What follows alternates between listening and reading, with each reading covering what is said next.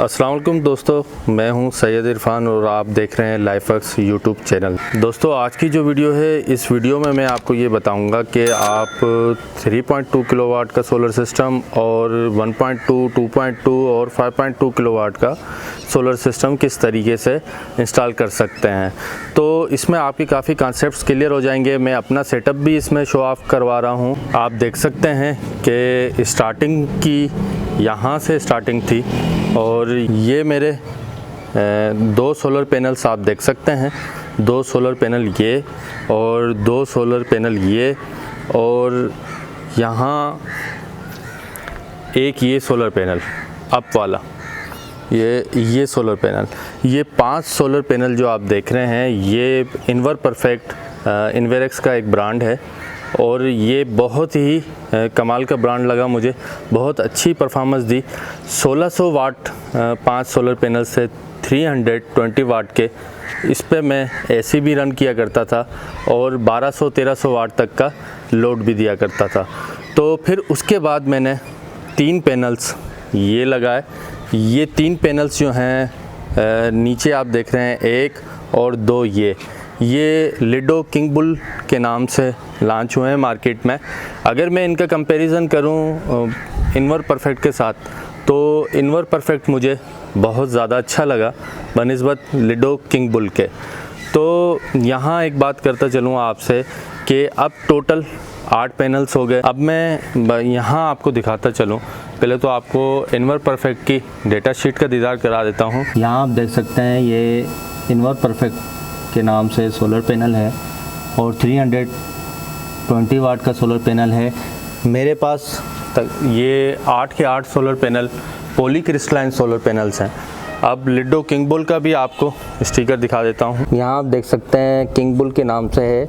यहाँ MAS Lido की company का नाम है और ये 320 वाट के पॉली क्रिस्टलाइन के 3 पैनल फिर मैंने बाद में परचेज़ की है। दोस्तों यहाँ आपको एक बात बताता चलूँ कि ये 8 के 8 सोलर पैनल सीरीज़ में लगे हुए हैं और सीरीज़ के कनेक्शन कहाँ हमें ज़रूरत पड़ती है और पैरेलल कनेक्शन कहाँ ज़रूरत पड़ती है, इसके बारे में ऑलरेडी मैं वीडियो बना चुका हूँ। उसका लिंक मैं आपको डिस्क्रिप्शन में दे दूँगा, तो आप उसमें बआसानी समझ सकेंगे कि सीरीज़ कनेक्शन कैसे होता है। जब हमने इनके सीरीज़ कनेक्शन कर लिए तो 2 वायर्स नीचे चले गए। तो आप जब पैनल की इंस्टॉलेशन करेंगे तो कोशिश करें, अगर आप न्यू हैं बिल्कुल, तो आप रात का टाइम इख्तियार करें। रात के टाइम जो है, रात के टाइम में आपको क्या होगा कि करंट वगैरह लगने का ख़तरा नहीं होगा। अगर आप ट्रेंड हैं तो आप ग्लव्स का इस्तेमाल करें और सेफ्टी को मद्देनज़र रखते हुए आप कनेक्शन करें। तो क्योंकि हाई वोल्टेज होते हैं, DC हाई वोल्टेज होते हैं, तो आपको करंट लगने का भी खदशा हो सकता है। तो काफ़ी लोग रात को लगाया करते हैं, जो न्यू हैं वो रात को इंस्टॉलेशन किया करते हैं और MC4 कनेक्टर का इस्तेमाल करते हैं। देखिए, अगर ओरिजिनल आपको MC4 कनेक्टर मिलते हैं तो आप उसका इस्तेमाल करें, नहीं तो आप प्रॉपर जॉइंट जिस तरीके से प्रोफेशनल वीडियोस में यूट्यूब की वीडियोस को आप सर्च आउट कर सकते हो। मैंने भी ऑलरेडी एक वीडियो बना चुका हूं, उसको भी आप सर्च आउट कर सकते हो। उसका लिंक भी मैं डिस्क्रिप्शन में दे दूंगा। और अगर आपका कॉन्सेप्ट मोनो और पॉली क्रिस्टलाइन के बारे में नहीं है तो उस बारे में भी मैंने ऑलरेडी वीडियो बना चुका हूँ। जब ये 8 सोलर पैनल आपने इंस्टॉल कर लिए सीरीज़ में, तो 2 वायर्स नीचे चली जाएंगी। जैसे कि ये आप देख रहे हैं कि ये 2 वायर्स नीचे चली गई हैं। तो चलिए अब नीचे इन्वर्टर के बारे में आपको बताता हूँ कि इन्वर्टर किस तरीके से इंस्टॉल करना है और ब्रेकर्स का इंतखाब किस तरीके से किया है मैंने, और आप मैनुअल बुक भी देखेंगे। तो चलिए दोस्तों अब नीचे चलते हैं, आपको इन्वर्टर की तरफ ले चलता हूँ। दोस्तों अब हम नीचे आ चुके हैं। ये आप देख रहे हैं कि ऊपर से 2 वायर्स सोलर पैनल्स के आ गए हैं। दोस्तों ये इन्वर्टर है एरोक्स 3.2 किलोवाट का इन्वेरेक्स का। आप देख सकते हैं यहाँ पे जब भी आप इसको इंस्टॉल करेंगे तो यहाँ 2 ऊपर स्क्रू लगेंगे। एक ये जो डिस्प्ले खोलने के बाद अंदर की तरफ एक स्क्रू लगेगा। आप यहाँ इसको इंस्टॉल करेंगे। देखें बैक साइड पे मैंने रेशम दयाल की लकड़ी का इस्तेमाल किया है ताकि ये मॉइस्चर और नमी से बच सके। तो आपने भी इस तरीके से इंस्टॉल करना है, उसके ऊपर इंस्टॉल करना है। फर्स्टली सबसे पहले आपने बैटरी के कनेक्शन करने हैं। बैटरी के कनेक्शन आपने किस तरीके से देना है कि सबसे पहले आपने ब्रेकर इंस्टॉल करना है, ब्रेकर में आपने बैटरी इन कर देनी है।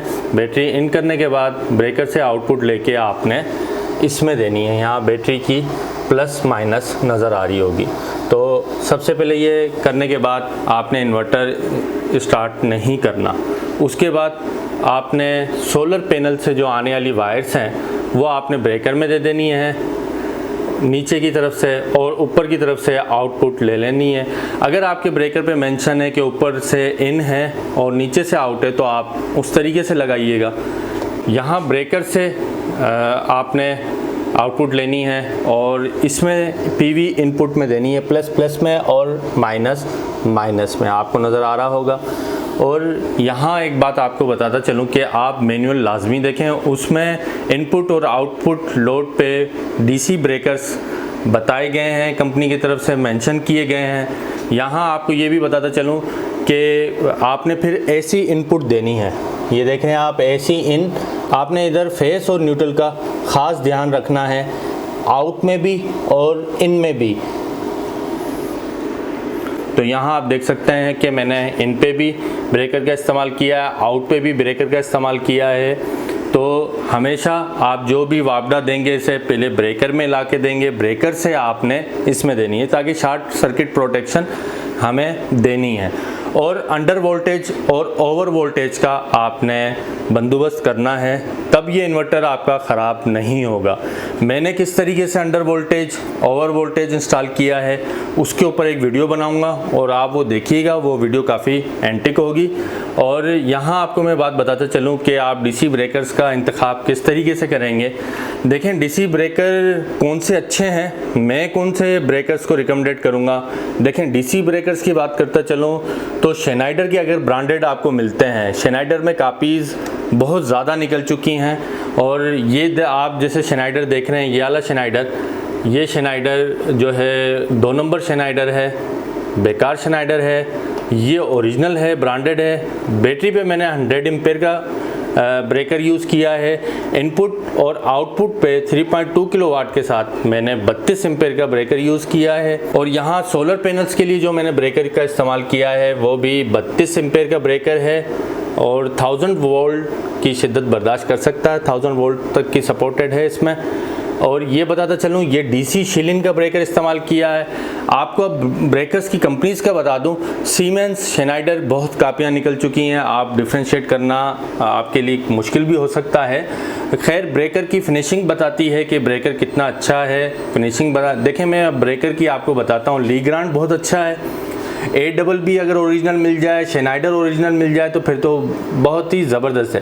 पर मैं जो रिकमेंडेड करूँगा वो डीसी में आपको शेनाइडर अगर ओरिजिनल मिलता है तो सही है, ABB अगर ओरिजिनल मिलता है तो सही है। अगर आप डिफ्रेंशिएट नहीं कर पा रहे हैं तो आप शिलिन का इस्तेमाल कर लें, डेको का इस्तेमाल कर लें। डीसी ब्रेकर बहुत ही उम्दा है, डेको का, टेक्स कंपनी का बहुत अच्छा है, टेस्टेड बाय तोरासाकी जापान है। और यहाँ डेको का इस्तेमाल किया है। डेको की ट्रिपिंग बहुत अच्छी है, बहुत ज़्यादा फास्ट ट्रिपिंग है इसकी डेको की। और नो डाउट शिलिन भी अच्छा है। तो आपने फर्स्ट प्रायोरिटी अगर मैं बात करूं तो लीग्रांड मुझे बहुत ज़्यादा अच्छा लगा, लीग्रांड, सेकंड पे डेको, थर्ड पे शिलिन। और अगर शेनाइडर ABB आपको ओरिजिनल मिलते हैं तो फिर तो वेल एंड गुड है। और यहाँ चेंज ओवर का इस्तेमाल किया है मैंने कि 2 वापडा अगर मेरे पास हैं तो मैं चेंज करना चाहूँ तो इस तरीके से चेंज कर सकता हूँ। चेंज ओवर के बारे में ऑलरेडी मैं वीडियो बना चुका हूँ, उसका लिंक मैं आपको डिस्क्रिप्शन में दे दूँगा कि रोटरी चेंज ओवर किस तरीके से इंस्टॉल किया जाता है। और यहाँ आपको इस इन्वर्टर के बारे में बताता चलूँ कि इस इन्वर्टर के बारे में भी ऑलरेडी मैंने एक वीडियो बना चुका हूँ, उसका लिंक भी मैं आप डिस्क्रिप्शन में दे दूँगा। तो आपके कॉन्सेप्ट्स क्लियर हो जाएंगे कि आया इसको किस तरीके से इंस्टॉल किया जाता है। अब चलते हैं बैटरी की तरफ। यहाँ आप देख सकते हैं तकरीबन 450 एम्पेयर तक का मेरे पास पावर बैंक है और चारों टाल ट्यूबुलर बैटरीज मेरे पास अवेलेबल हैं। 2 हाक और 2 फिनिक्स की हैं। इसका भी मैं रिव्यू दे चुका हूँ कि हाक पे कितनी फ्लोट और बल्ब चार्जिंग रखनी है। हाक का ओवरव्यू दिया है मैंने, फोनिक्स का भी ओवरव्यू दिया है। इस वीडियोस का भी लिंक मैं आपको डिस्क्रिप्शन में दे दूंगा, आपके काफ़ी कॉन्सेप्ट्स क्लियर हो जाएंगे। अब यहाँ बात बताता चलूँ आपको कि सोलर पैनल के लिए 16 mm की वायर का इस्तेमाल किया है। मैंने फुल गेज में फ्लेक्सिबल वायर का इस्तेमाल किया है, आप भी 16 mm की वायर का इस्तेमाल करें। और बैटरी के लिए भी मैंने 16 mm की वायर का इस्तेमाल किया है। फुल गेज में लक्स लगाए हैं, लक्स लाजमी लगाएं आप, लूज़ कहीं भी आपके कनेक्शन नहीं होने चाहिए, प्रोफेशनल अंदाज में लगाएं ताकि आपको अच्छी आउटपुट मिल सके।